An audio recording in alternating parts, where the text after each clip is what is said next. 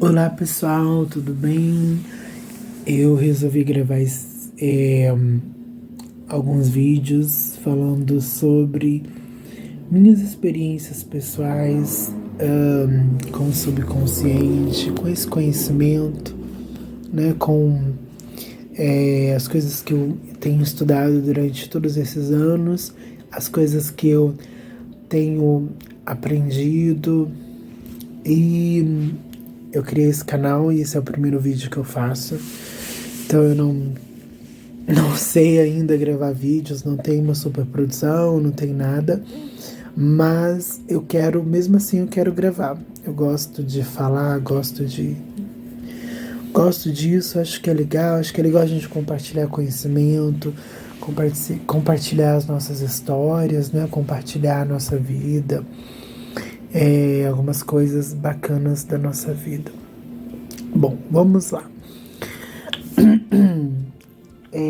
Como que esses estudos sobre o novo pensamento, eles entram na minha vida? Como que eles entram na minha história? Desde criança, eu sofri muito com rejeição, né? Eu sempre me senti rejeitado, eu sempre me senti o patinho feio da família, sempre me senti, não só senti como era real, né? Na escola, por ser mais, né, mais feminadinho, aquela rejeição na escola, aquela dificuldade terrível de fazer amizades e tudo mais. E depois nos meios sociais, na religião, na igreja e tudo mais. Bom, mas mesmo sofrendo esses tipos de rejeição reais, né? Quando eu digo reais, eram reais, porque eu ouvia muitas vezes, né, pais, amigos, crianças, né, falando para mim, olha, eu não posso ser seu amigo porque meu pai me proibiu, porque minha mãe me proibiu. Eram reais, não eram imaginárias, né? As rejeições que eu sofria na escola, nos meios sociais, não eram imaginárias, eram reais. E por serem reais, machucavam muito. Então eu me lembro que com 10 anos de idade eu já pensava em me matar, já pensava em pular da torre da igreja e me suicidar. Bom, e aí eu realmente tinha essa questão. É claro que eu tinha pessoas maravilhosas, meus pais sempre foram maravilhosos, né? Tinham pessoas maravilhosas na minha vida, né? Eu posso dizer que sempre fui rejeitado, porque não é totalmente verdade. Sempre também tiveram pessoas muito boas, pessoas maravilhosas na minha vida. Bom, mas a questão é, como eu conheci esses estudos sobre o novo pensamento, sobre como a mente subconsciente funciona e o quanto isso mudou a minha vida mesmo, me fez acreditar em coisas grandiosas e batalhar e lutar por coisas na minha vida.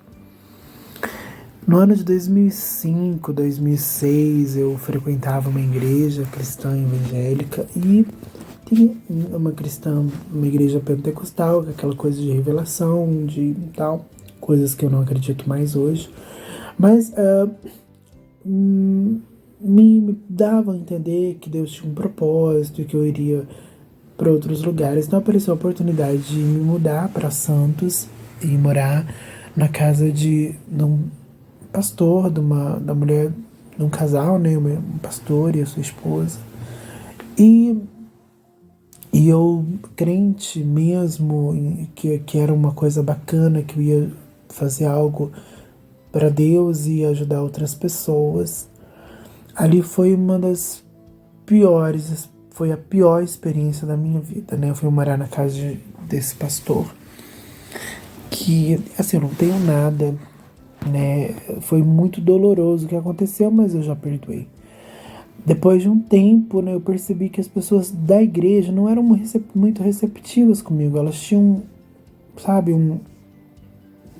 uma certa aversão à minha pessoa. E eu pensava comigo mesmo, uau, eu vim aqui para evangelizar, eu quero fazer isso, mas eu não tô vendo como, porque as pessoas têm uma aversão à minha pessoa. E aí eu falei, meu Deus, e agora? Então um dia eu tava muito triste, muito deprimido com aquilo, com aquela frieza, né, com que as pessoas eram, com aquele distanciamento, eu não conseguia me aproximar de ninguém. Um dia eu fui sair, eu morava num bairro ali de São Vicente, e falei, eu vou pra praia. Eu não tinha a consciência ainda do quão perigoso era a cidade. E eu fui pra praia, eu fui sozinho à noite, falei, eu vou andar na praia, eu quero ver, eu quero respirar. Eu não tinha uma mentalidade de prostituição, de pegação em praia, essas coisas não passavam pela minha cabeça, nenhuma. Mas eu fui e é, aconteceu de sentado num banco conhecer um rapaz. Esse rapaz começou a conversar comigo e ele era muito gentil, ele era um nordestino, muito bonito, inclusive. E ele começou a conversar comigo, e depois de um bom tempo que eu tava lá, nunca ninguém tinha conversado comigo. Sabe aquela coisa de parar, conversar, querer saber quem você é, de onde você veio, querer bater aquele papo, aquela coisa gostosa. E eu tava muito carente disso. E ele teve essa conversa comigo. E aí a gente ficou amigo, e ele me ligou, eu liguei pra ele, a gente começou a sair como amigos, né? A gente nunca teve nada. E aí ele falou, eu vou te levar, te apresentar uns amigos. Ele me levou pra um lugar que eu não conhecia nada lá, né? Pra praia, um quiosque onde iam só gays, né? E eu fui, não via nada demais. E comecei a, a conversar com essas pessoas, né? Logo, depois de um tempo, o pastor que eu morava na casa dele me chamou para conversar. Olha, falaram que viram você em tal lugar, nesse lugar aqui, nesse ambiente. E aí, é, deu-se a entender que eu estava saindo com homens, né? Ainda não estava, mas deu-se a entender. E aí a direção da igreja, não sei quem, não ficou muito claro para mim ainda, até hoje, né? E também não importa mais. Você não pode mais morar aqui. Falei, uau. Oh, oh. E aí eu fiquei em estado de pânico. Para onde eu vou? Eu não conheço ninguém nessa cidade, né? Aquele meu amigo não podia me receber na casa dele porque ele já morava com a avó. E aí eu fiquei em pânico, desesperado. Eu não queria voltar para Minas porque eu morria de vergonha, sabe? Daquela coisa do tipo, voltar para Minas, aquele cara que sai para evangelizar para outra cidade e depois volta. E aí eu comecei a ser. Já estava trabalhando numa coisinha qualquer lá, não muita coisa, mas. E aí eu comecei a morar com uma pessoa, com outra, e é claro que as pessoas não podem te receber por muito tempo, né? Então eu ficava uns dias numa casa, uns dias na outra. Mas eram sempre pessoas que eu não conhecia, pessoas que me ajudavam por livre e espontânea vontade, e geralmente não eram as cristãs evangélicas que eu conhecia. Porque eu pedia ajuda para as pessoas que eram, sabe, do grupo evangélico que eu congregava, que eu frequentava. E elas não me negavam, né? Não ajudavam, ou quando ajudavam, sabe, com aquela coisa do tipo, mais ou menos, já com, com data e hora para sair e tudo mais. Então foi horrível, porque eu passei fome, eu passei frio, Eu quase fui morar na rua, eu só não fiquei na rua porque um dia uma mocinha que trabalhava comigo, que era uma. Nem era evangélica, ela era cristã, da renovação carismática católica. E ela me recebeu na casa dela, que era minúscula, minúscula, minúscula. Era um quarto e cozinha, morava ela, o marido e o filho. Ela falou: Alexandre, eu só posso te receber por um dia, porque realmente eu não tenho condições e meu marido também não aceita. E eu entendi, eu falei: gente, é um quarto e cozinha. E ela fez uma refeição para mim, eu tava com muita fome, não tinha dinheiro. E é, E o mais triste é que eu pedi ajuda para bispo, né, da igreja que eu tava frequentando, uma igreja famosa aí no Brasil todo, no mundo todo.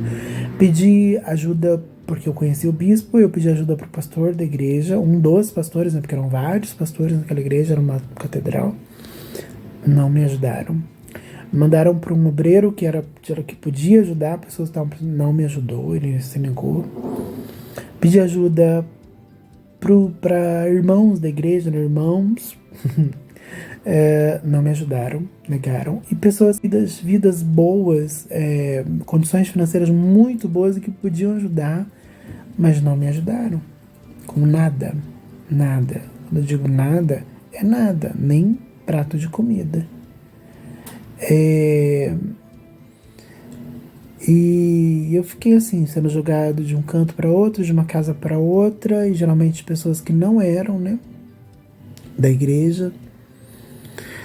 E, e aí fiquei um ano nessa situação muito desesperadora, até o ponto em que eu, né, pedi ajuda para um outro pastor que eu conhecia, e ele me recebeu por uma semana, mas eu também não podia ficar muito tempo lá. E aí eu voltei para casa dos meus pais, né, para Minas.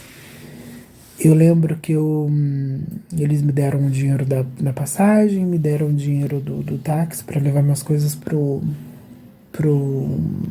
rodoviária. Aí eu voltei para Minas, aquele dia tava chuvoso. Eu lembro que a água da chuva caía na janela do ônibus e se misturava com as minhas lágrimas, porque a minha dor não era de estar voltando, a minha dor era de.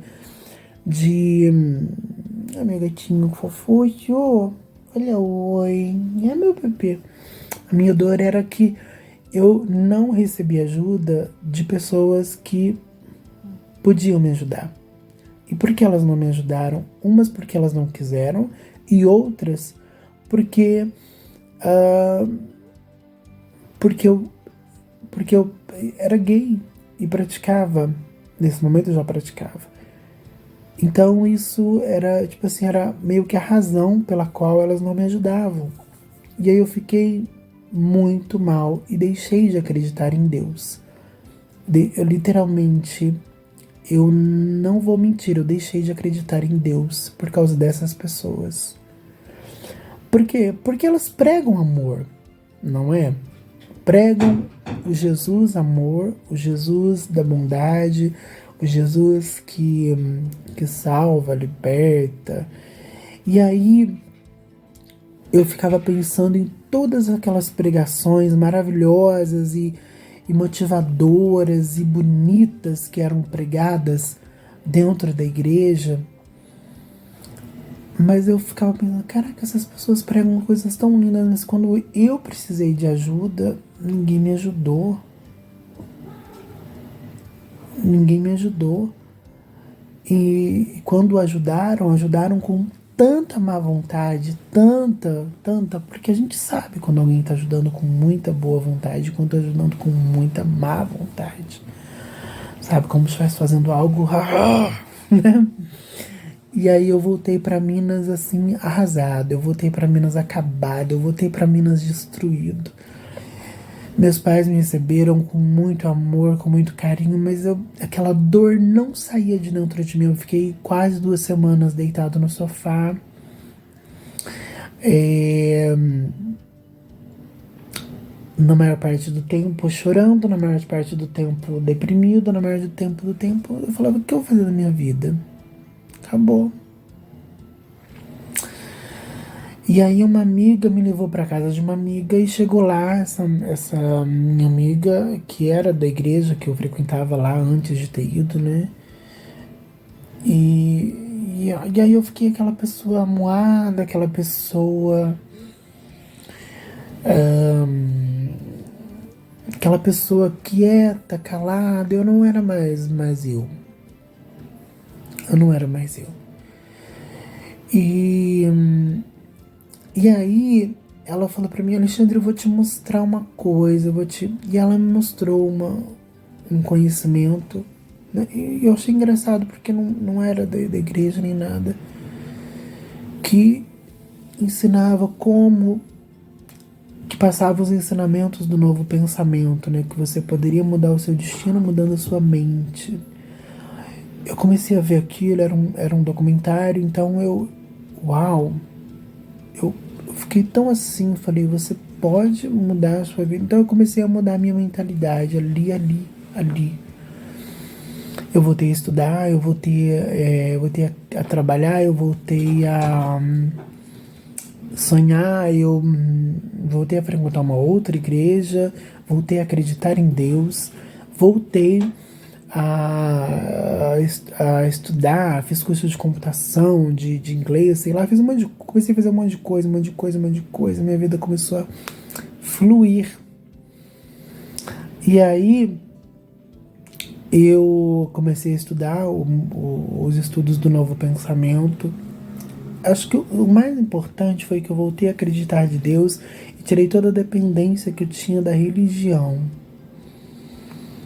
né? Da religião, porque a religião realmente me frustrou assim num nível máximo, né? Hoje em dia eu separo muito bem do crer em Deus e da religião. É muito dividido. Para mim é uma parede imensa. Para mim é uma parede imensa.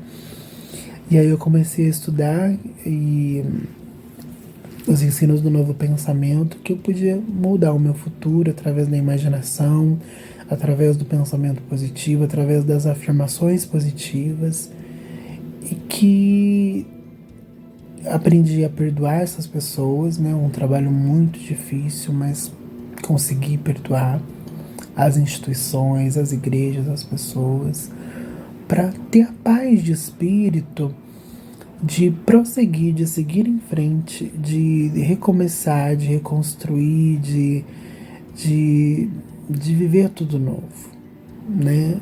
E acho que é isso que o novo pensamento nos ajuda, nos reaproxima de Deus, quando a religião prega muito, mas faz pouco. Fala muito, mas faz pouco. Ensina coisas que a maioria não vive. E principalmente não vive o amor. Principalmente não vive a doação ao próximo. Principalmente não vive o amor ao próximo.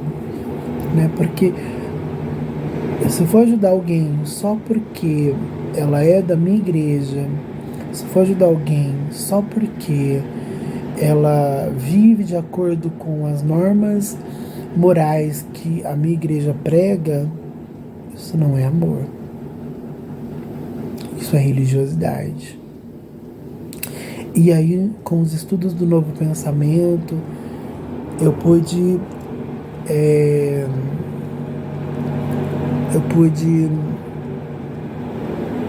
recomeçar.